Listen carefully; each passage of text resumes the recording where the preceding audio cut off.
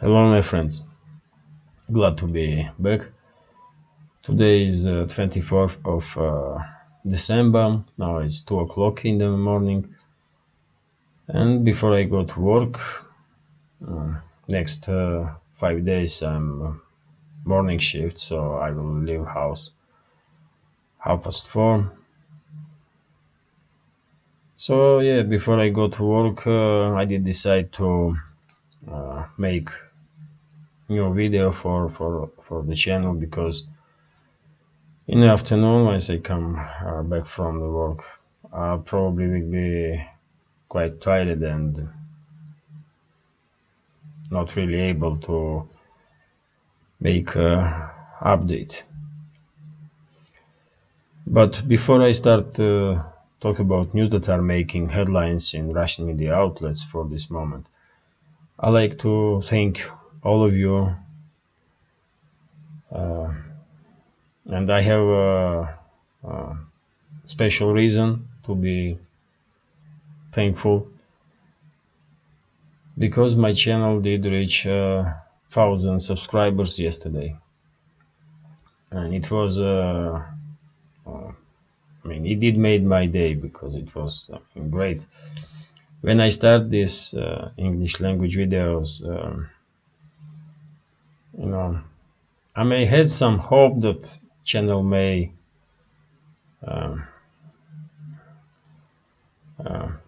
reach some steps, but once I see 1,000 subscribers, I did, you know, how can I describe it, man?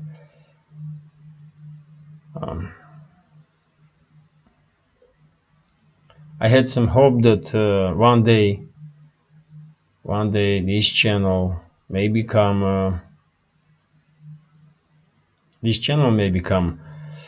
uh, my work, my main job, and it will be great because, as I mentioned many times in my previous videos, even though I have many years of experience in journalism, I find it quite hard to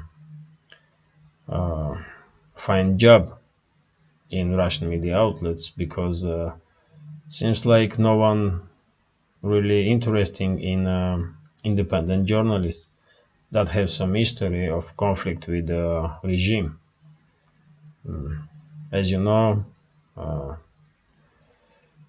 when I was living in Georgia, I was editor in chief of news agency, and in 2008, 2009, regime of Saakashvili, who was president of Georgia at the time, had some issues with me and my news agency. So because of that, I had to uh, flee Georgia and evacuate my family. That's how we end up in Russia. So yes, because I find it hard to you know to be a journalist in modern day Russia. This channel is somehow compensating this professional need, if I may say, to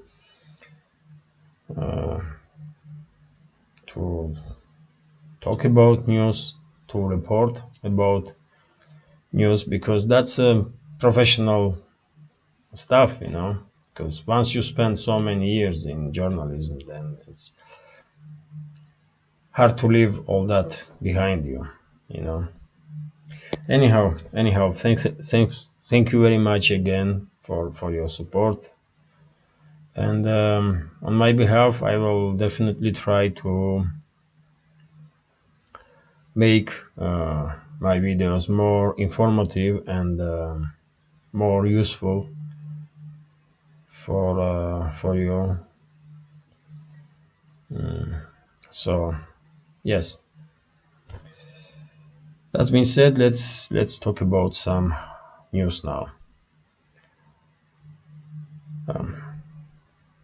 And one more point. I mean, even though I don't really know yet how to deal with this new reality for me, because 1,000 subscribers, it's big for me. It's serious stuff.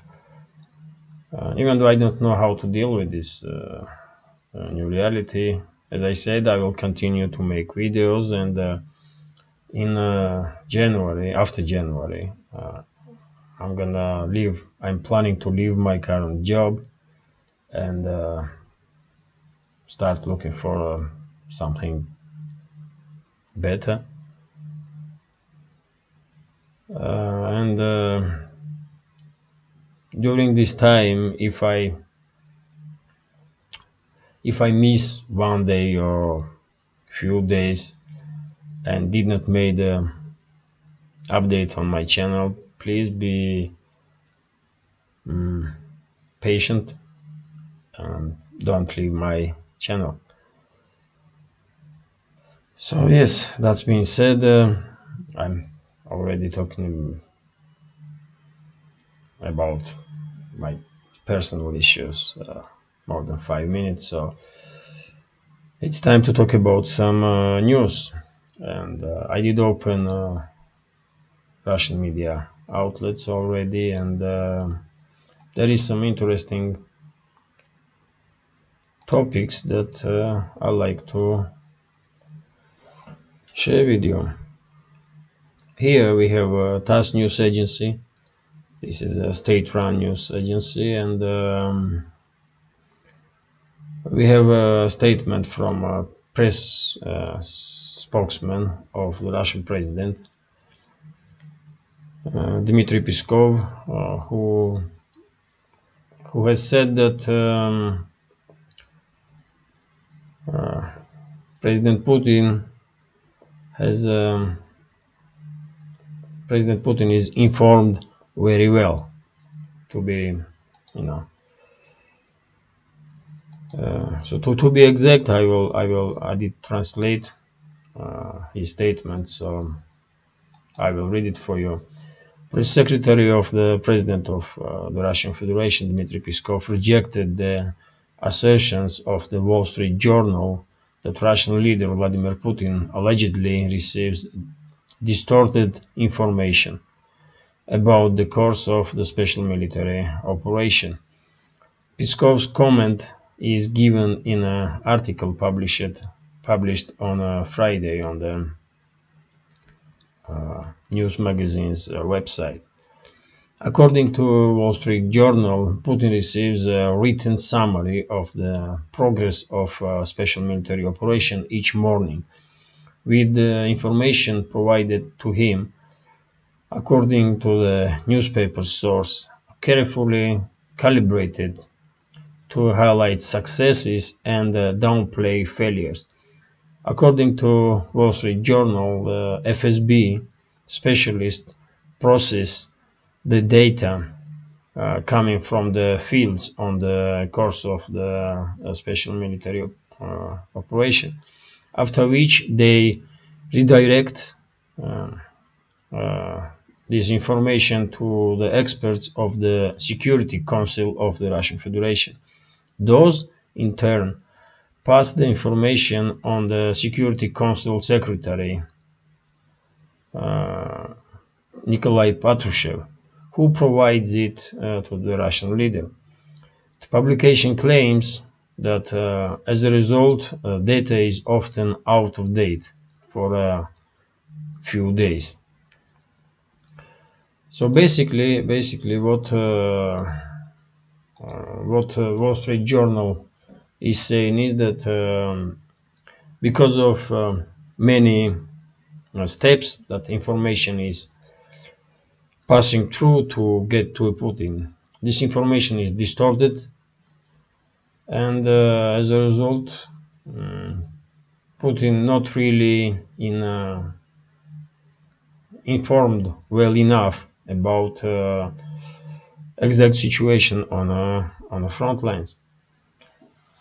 And it seems like Peskov, spokesman of the Russian president, did give comment to a Wall Street journal about this matter, and that's why he said that President Putin is well informed about anything. Uh, what is my take on this topic? I mean, you may remember that a few weeks ago I did notice that in one of the speeches that Putin gave,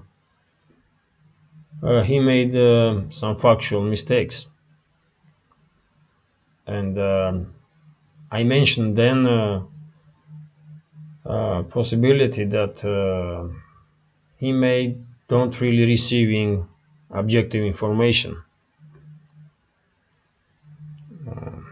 I still think this is true. I think Putin don't really have good information, good knowledge of situation on battlefields or about situation with mobilized forces. But yet again, that's my that's my opinion, and I can be wrong. And when it comes to Putin's speech that I just mentioned, in that speech he was talking about that Lugansk region was fully liberated from Zelensky's regime, and that was wrong. There was some fighting in Lugansk region then, and there are some fighting in Lugansk region now. And to know this, I don't really need some news sources of official media.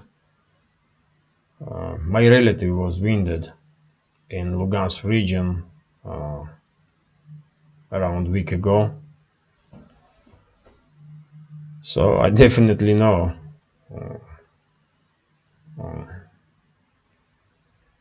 probably more than I can talk about.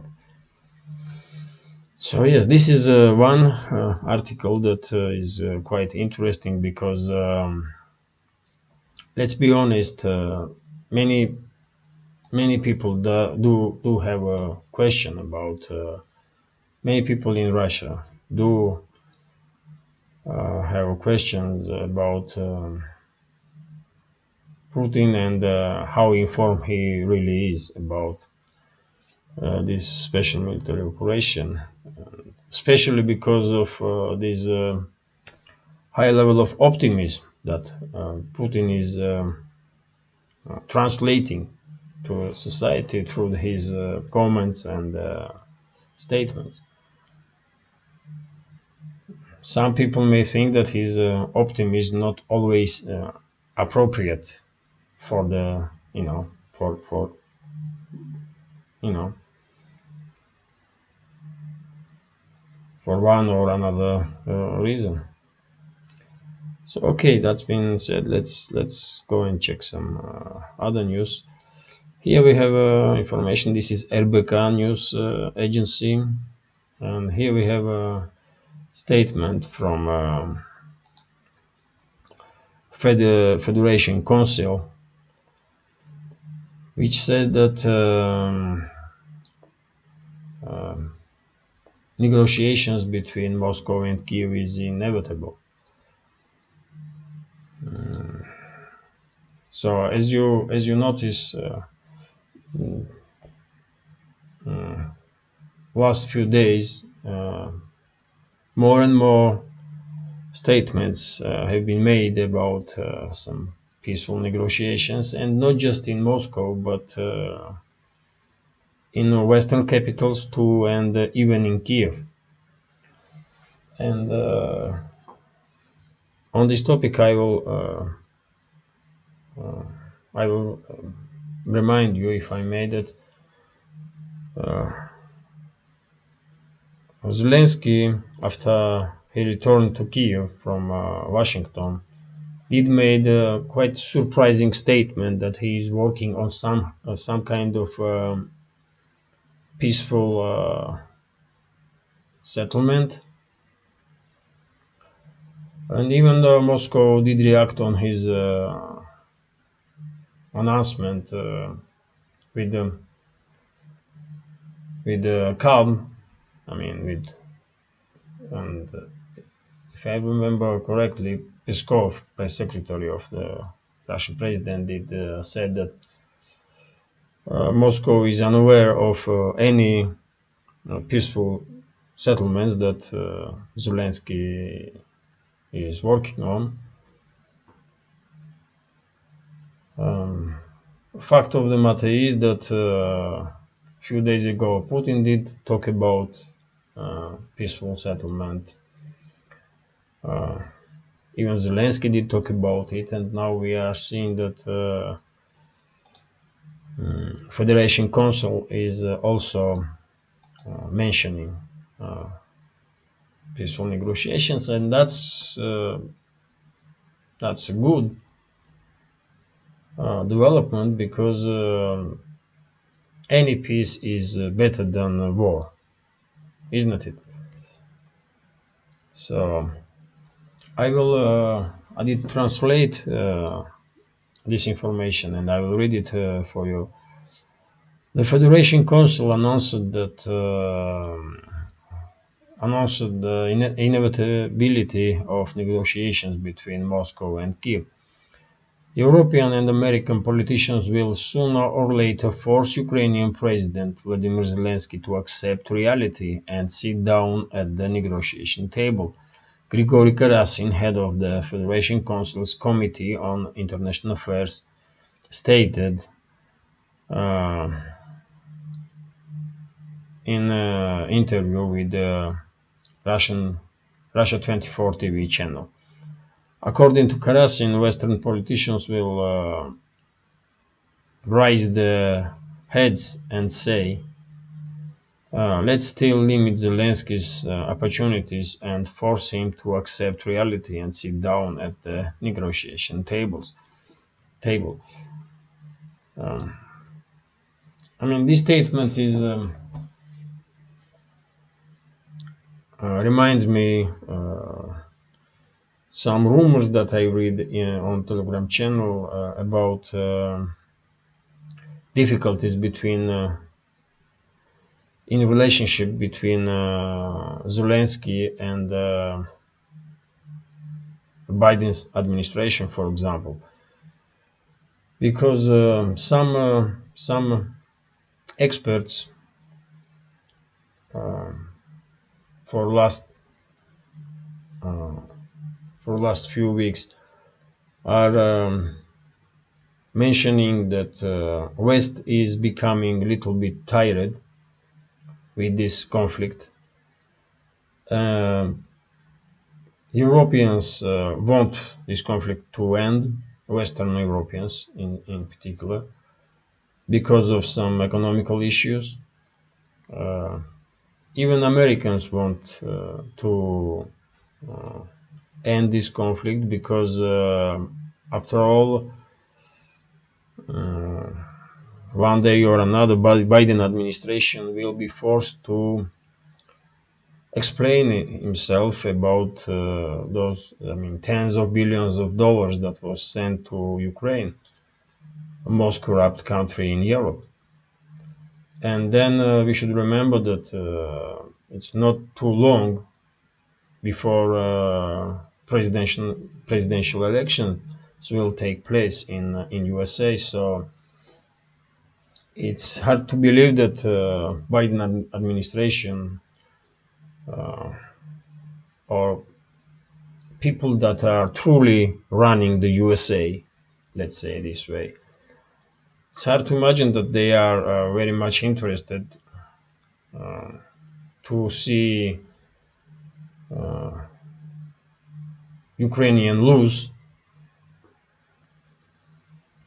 right before presidential elections, because after Afghanistan, after retreat of U.S. forces from Afghanistan, uh, you know, failure of Zelensky's regime will definitely hit U.S. Not just internally, but in on an international stage too. That's why, in my understanding, there is some talks that if Zelensky would not listen to his Western partners, then he may be replaced by head of Ukrainian's general staff Zaluzhny. So who knows, man? Who knows? Some may even, one may even say that during the recent visit of Zelensky in Washington, um, he may be forced to admit that peaceful negotiations must take place, and quite possibly this is the reason why, after his return to Kiev, he did make this surprise statement about peaceful statement that he is working on. Anyhow, I mean, it's very interesting that simultaneously we are having two topics that are contradicting each other. One is peaceful negotiations, then second is Russian winter offensive, which will probably uh, take place in near future. But for me personally, it's still unknown how big this offensive will be, and I'm not really sure that anyone except few people in Russian general staff truly know in which direction this winter offensive will take place. But it is what it is, man. Strange times. Let's go and check some other news. Here we have quite interesting information about Putin's meeting with representatives of military industrial complex of Russia. And on this meeting, he said that most important task for defense enterprises, and this meeting took place yesterday late afternoon. So this is fresh news, if I may say. So Putin said that most important task of defense enterprises is to provide all units uh, with weapons, particularly those that are on the front line. That was said by Vladimir Putin at a meeting with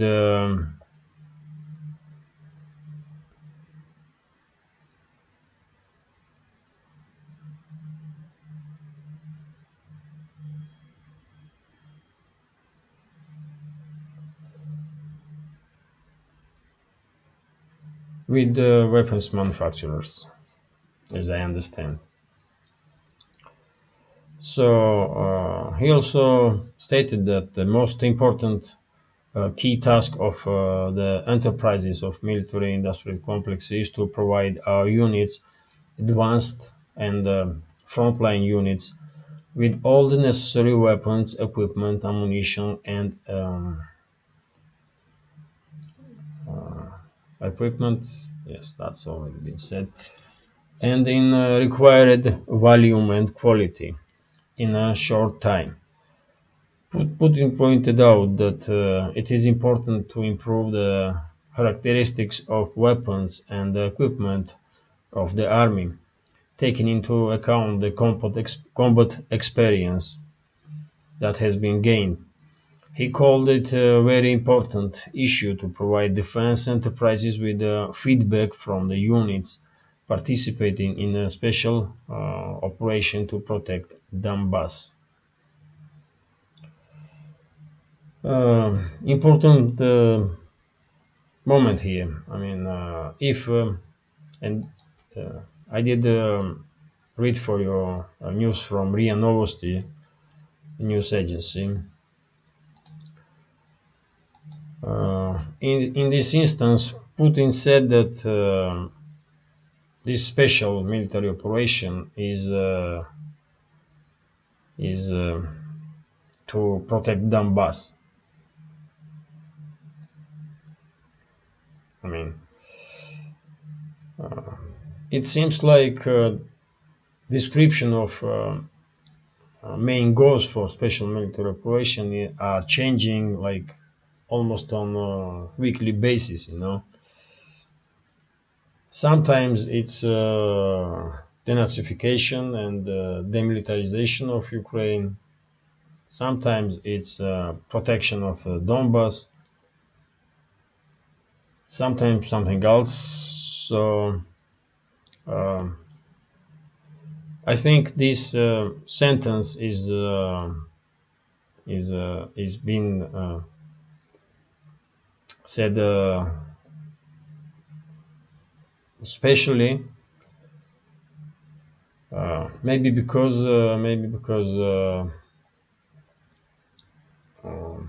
in near future we may see some yet another regrouping of Russian forces, so that Kremlin will need to have some propaganda, something to say in terms of propaganda. I mean, probably main point will be that, you know what, I mean, main goal for this special operation is to protect Donbass, and rest of it is just with rest of it we will deal little bit later. Who knows, man? But yet again, I mean, even though I think that Putin don't really have good enough information or objective enough information about situation in zone of special military operation or in the country for that matter, he definitely do receive some information, and probably that's why he had this meeting and he did talk about necessity to provide military units with proper equipment and weapons, because that's issue for Russian armed forces. So yes, probably this is it. Probably this is it for now.